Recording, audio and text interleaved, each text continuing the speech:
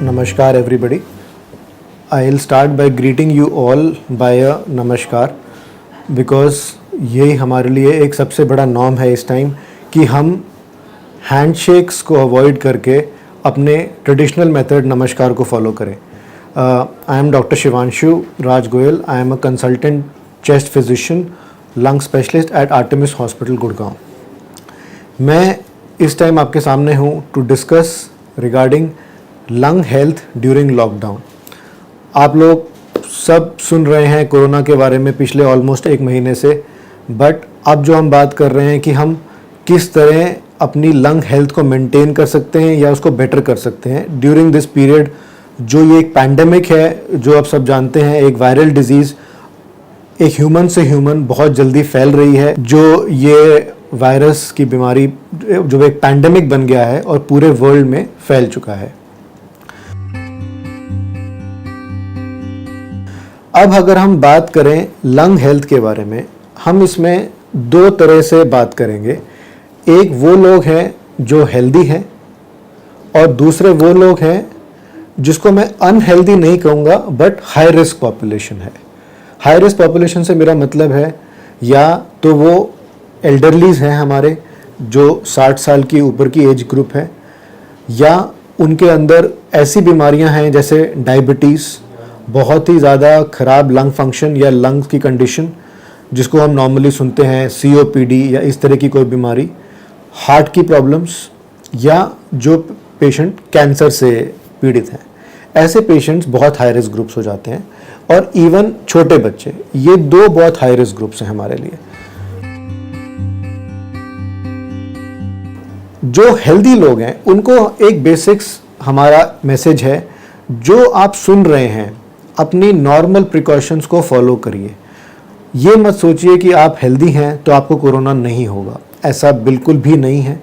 ये डिज़ीज़ किसी को भी हो सकती है.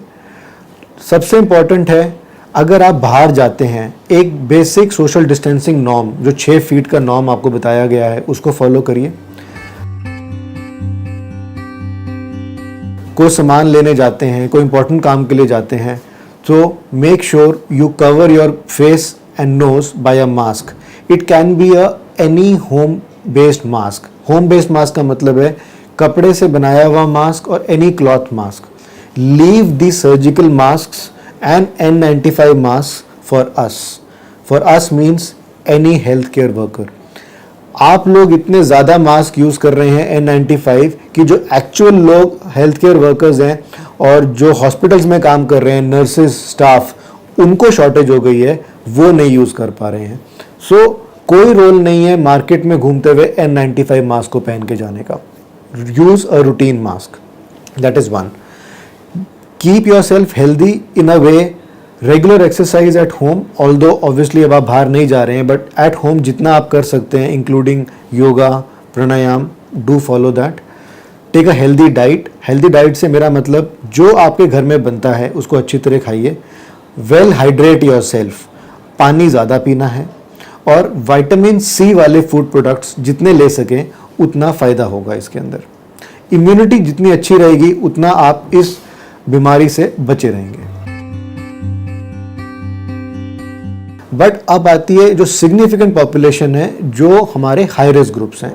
इन लोगों के लिए मैं स्पेशली कहना चाहूँगा, लॉकडाउन या नो लॉकडाउन आने वाले कुछ हफ्ते या कुछ महीनों तक आपको अपना एक्स्ट्रा ध्यान रखना है.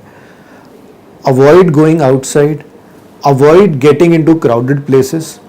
इवन लॉकडाउन खुलने के बावजूद भी मैं ये कहूँगा, take extra care of yourself, क्योंकि आप लोग एक हाई रिस्क पे रहेंगे. कब आपको कहाँ से एक इन्फेक्शन लगेगा रियलाइज नहीं होगा, and then it will be very difficult to cure, क्योंकि अभी इस बीमारी का कोई 100% प्रूवन क्योर नहीं है.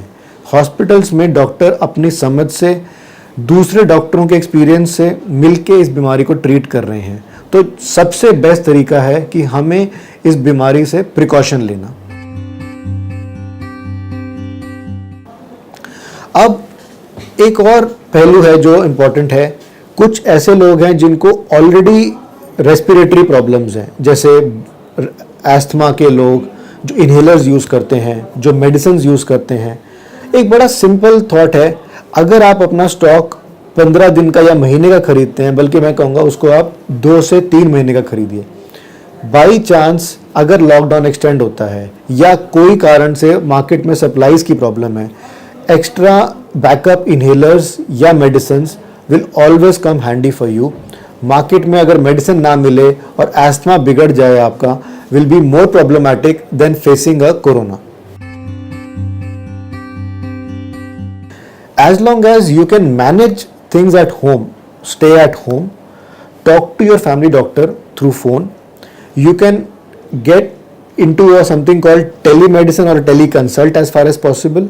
But अगर लगता है कि कोई चीज़ें नहीं समझ आ रही हैं या नहीं एक्सप्लेन हो रही हैं, जैसे फीवर आता जा रहा है, बॉडी में बहुत सीवियर बॉडी एक है, थकान बहुत ज़्यादा है, नाक बह रहा है, छींकें आ रही हैं, गले में दर्द है, या हाल फिलहाल में पता चला है कि डायरिया जो कंट्रोल नहीं हो रहा है, तो ये हमारे लिए ऐसे लक्षण हो सकते हैं जिनको हमें इग्नोर नहीं करना चाहिए। So see your doctor at the earliest. Even अगर आपको हॉस्पिटल जाना पड़ता है तो कोई घबराने की बात नहीं है। बहुत हॉस्पिटल्स ऐसे हैं, जिसमें से आर्टेमिस एक ऐसा हॉस्पिटल है जिसमें हम लोग पूरी तरह से प्रिकॉशन ले रहे हैं, और हम ये कोशिश कर रहे हैं कि आप लोग जब हॉस्पिटल आएँ, you will not be exposed to any type of infection. हर तरह से ओपीडीज में, वेटिंग एरियाज में वो प्रिकॉशन ली गई हैं। सो आप बिना डर के आ सकते हैं। कुछ लोगों ने मेरे पास क्वेश्चंस आते हैं, वो ये है कि जो हमारी रूटीन वायरल की वैक्सीन्स हैं, इन्फ्लुएंजा वैक्सीन या निमोनिया वैक्सीन्स, इससे फ़ायदा होगा? ये नहीं होगा। कोरोना को ये वैक्सीन्स कवर नहीं करती हैं अभी तक, और अभी तक कोई प्रूवन वैक्सीन बनी नहीं है। हो सकता है उसको बनने में 1 साल लगे, या हो सकता है 8 महीने लगे। अभी जिस स्टेज पे हम बात कर रहे हैं, कोई वैक्सीन कोरोना को कवर नहीं करती है पूरी तरह से। दूसरी चीज जो एक हमारे लिए बहुत ज़रूरी है, जो काफ़ी लोग पूछते हैं, लोग सोसाइटीज़ में रहते हैं, गुड़गांव में जैसे सोसाइटी लिविंग का ट्रेंड है। लोग कहते हैं कि हम अपनी सोसाइटी में तो वॉक कर रहे हैं, हम तो कंपाउंड के बाहर नहीं जा रहे, तो उसमें क्या प्रॉब्लम है? बट ये ठीक नहीं है, ये अप्रोच ठीक नहीं है। काफ़ी पेशेंट्स ऐसे मिले हैं जो एसिम्टोमेटिक कैरियर हैं। एसिम्टोमेटिक कैरियर मतलब उन्हें कोई सिम्टम नहीं है, बट उनमें पोटेंशियल है कि ये दूसरों को स्प्रेड कर सकें। तो किसको है, कैसे होगा, कोई नहीं जानता। आप कंपाउंड में वॉक कर रहे हैं, आप थक के बेंच पे बैठ गए, उस बेंच पे उससे पहले कोई ऐसा आदमी बैठा है जिसने वहाँ पे थूक दिया है, या उसके कोई ड्रॉपलेट्स वहाँ गिर गए हैं। Do not take that risk. Completely avoid compound walks. उसका रिप्लेसमेंट अपनी बालकनीज में, अपने घर के ड्राइंग रूम में, लिविंग रूम में स्ट्रेचिंग एक्सरसाइजेस, एरोबिक एक्सरसाइजेस करिए। अगर आपके घर में ट्रेडमिल है, उसे यूज़ करिए। उन सब चीज़ों को यूज़ ज़्यादा करिए rather than going out in the compound and walking. अब आती है बात, एक जो टर्म है, शायद आप लोगों ने सुनी है या नहीं, इसको हम बोलते हैं इनडोर पोल्यूशन। इनडोर पोल्यूशन एक बहुत बड़ा पहलू है। इस टाइम अगर आप लोग बाहर देखें अपनी खिड़कियों के, तो बाहर की एयर बहुत साफ है, आसमान बिल्कुल ब्लू है, जो काफ़ी टाइम हमें दिल्ली एनसीआर में देखने को नहीं मिलता। बट इनडोर पोल्यूशन एक ऐसा पहलू है जो उन वजहों से होता है जो हमारे घर में बर्न होते हैं, जैसे अगरबत्ती, दिया, हवन या स्मोकिंग। सो घर पे रहते हुए, क्योंकि अब आप लोग सब साथ रह रहे हैं, completely avoid smoking, avoid agarbattis and diyas as far as possible, क्योंकि इंडोर पोल्यूशन से ये सारा जो सूट उड़ता है, ये डिपॉजिट हो जाता है आपके फर्नीचर्स में, दीवारों में, जो आपको नज़र नहीं आता, और फिर आप इनको इनहेल करते हो। इसके लिए एक टर्म जो डॉक्टर्स यूज़ करते हैं, उसको हम बोलते हैं थर्ड हैंड स्मोकिंग। इसका मतलब आपके सामने कोई स्मोक नहीं कर रहा, आप स्मोक नहीं कर रहे, लेकिन जो स्मोक के पार्टिकल्स आपके सोफों पे गिरे हुए हैं, वो आप इनहेल कर रहे हैं। तो ये भी उतना ही डेंजरस है। सो जब हम ये सारी बातों के बाद, मैं कंक्लूजन में ये कहूँगा, take good care of yourself, follow the directions given by the government, whether it's a lockdown, whether it is social distancing, whether it is healthy diet, whether it is wearing a mask as far as possible.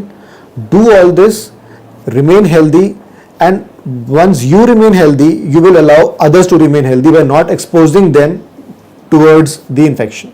Thank you so much.